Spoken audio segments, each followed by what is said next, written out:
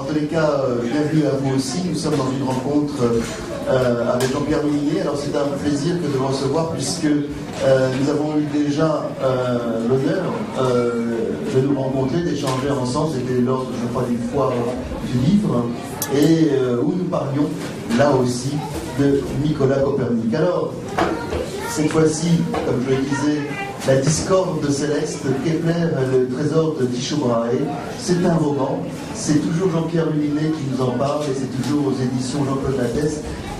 Ce livre, finalement, c'est un second livre qui était prévu déjà, alors qu'on était encore dans l'écriture du premier.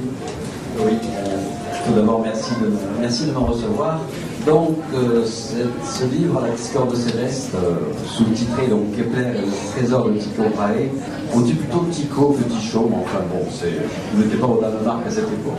Il s'inscrit effectivement dans une continuité logique, puisque c'est le deuxième tome de ce qui va être une tétralogie, donc une série de 4 ouvrages, qui raconte en fait le grand changement de vision du monde qui s'est produit dans notre culture et notre civilisation entre le XVIe et le XVIIe siècle.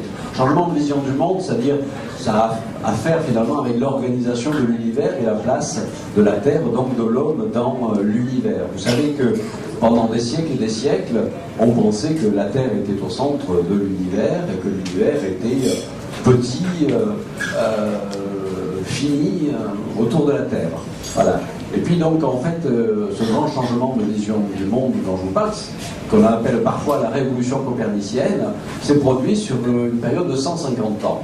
Donc le premier à commencer à bousculer les choses, c'est Nicolas Copernic, qui a dit non, la Terre n'est pas au centre de l'univers, c'est le Soleil. Donc la Terre tourne autour du Soleil et sur elle-même, donc la Terre est animée d'un mouvement comme les autres planètes. Donc c'est une sorte de banalisation de la Terre par rapport aux autres astres. Mais Copernic n'a pas osé toucher au reste de l'organisation, de la vision aristotélécienne du monde, notamment l'univers fini, les étoiles toutes situées à la même distance, les orbites des planètes qui sont des cercles, etc. Donc ce n'est que le début d'une révolution. D'autant que d'ailleurs du vivant de Copernic, ces thèses ont été tout à fait ignorées. Alors c'est la raison pour laquelle j'ai consacré un premier tome, qui est paru en 2006 ou 7, je ne sais plus, en 2006, qui s'appelait Le secret de Copernic, qui racontait donc l'histoire de ce personnage étonnant. Alors le deuxième tome, ça se passe 50 ans plus tard. Donc 50 ans plus tard, Copernic continue à être quasiment ignoré de presque tous les astronomes, sauf de quelques-uns qui osent enseigner ou étudier un petit peu Copernic, bien que la vision de Copernic commence à être jugée hérétique par à peu près tout le monde, c'est-à-dire les deux églises, à la fois l'église catholique romaine et puis l'église réformée. Voilà. Alors avec ces deux personnages-là, on va voir donc la suite de la révolution astronomique qui se poursuivra dans un troisième volume que j'ai bientôt terminé avec Galilée, bien sûr, et qui se conclura en beauté avec le grand Isaac Newton. Donc finalement, là, on est à la fin du XVIIe siècle. Voilà. Donc c'est ça la présentation générale des 4 tomes de cette tétralogie que j'appelle les bâtisseurs du siècle. Parce qu'avec ces personnages, on a vraiment une sorte de héros de l'humanité qui ont transformé notre façon de voir le monde. Il ne s'agit pas seulement de découvrir des trajectoires elliptiques de planètes, des choses compliquées qui échappent au sens commun, c'est que ça change également la philosophie, c'est-à-dire notre façon de se considérer par rapport à l'univers. Voilà. Et donc ça, ces personnages sont de véritables artisans de ce changement radical sur lequel finalement notre civilisation moderne, en Occident tout au moins, vit aujourd'hui. Donc voilà. Il travaille en plus dans une époque clé de l'Europe, où l'Europe est également en train de se faire avec effectivement la chrétienté qui se sépare entre plusieurs églises, les catholiques, les réformés, les protestants, les anglicans, etc. Une époque également de grands bouleversements politiques, il va y avoir la guerre de 30 ans, l'Inquisition, une époque réellement très complexe sur le plan géopolitique. Et donc, mon projet, je réponds un peu longuement à la question, je commençais à me donner la parole, je m'en sais plus, c'est vrai. Voilà. Mais donc, en partie, mon projet d'écrire ces vies de grands personnages, de grands astronomes, à travers des romans, et non pas des biographies vulgariser. Donc je pourrais faire de la vulgarisation en racontant les districts de ces personnages-là. J'ai choisi le roman pour mettre d'abord, pour rappeler que ce sont des êtres de chair et de sang, animés de passion autant céleste que terrestre, bien entendu, avec leur grandeur mais également leur petitesse, comme tout être humain. Et puis, ils sont dans le courant de l'histoire. Et il faut bien voir que ces révolutions scientifiques ne sortent pas toutes faites de l'esprit de personnages détachés du reste de l'humanité. Au contraire, c'est un peu dans l'air du temps. Donc ces révolutions scientifiques se produisent parce que la société elle-même est en train de bouger. La découverte des Amériques, c'est peu de temps auparavant, la réorganisation de l'Europe, c'est pendant ce temps-là, et donc effectivement, ces personnages sont totalement plongés dans le grand courant politique, idéologique et religieux et les grandes querelles de leur époque.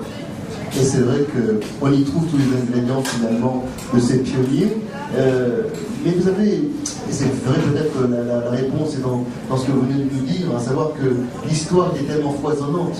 À l'époque, on est sorti du Moyen-Âge, on est en pleine Renaissance, on fait face à la réforme, on fait face à différents mouvements très importants en Europe. Et vous le dites aussi, une certaine géopolitique qui se met en place, puisqu'on parle de l'empire austro-hongrois qui va se mettre en place aussi.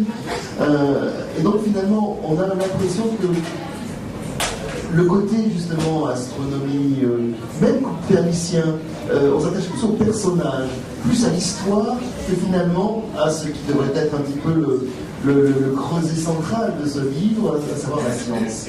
Et que finalement, on est en plein dans ces rapports relationnels, et on en parlera peut-être tout à l'heure, du premier dont on parlait, Tycho Brahe, et de son contemporain. Oui. Ben, en fait, j'ai voulu cela parce que justement, je n'ai pas voulu mettre l'accent exclusif ou trop grand sur la partie justement l'œuvre scientifique de ces personnages.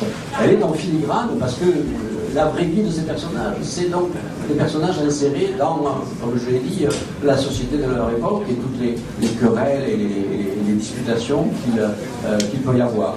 Donc effectivement, la partie historique est extrêmement importante et on ne peut pas comprendre l'œuvre de ces personnages sans comprendre le contexte dans lequel ils ont vécu et notamment également le contexte surtout politique, à la fois politique et religieux dans lequel ils ont vécu.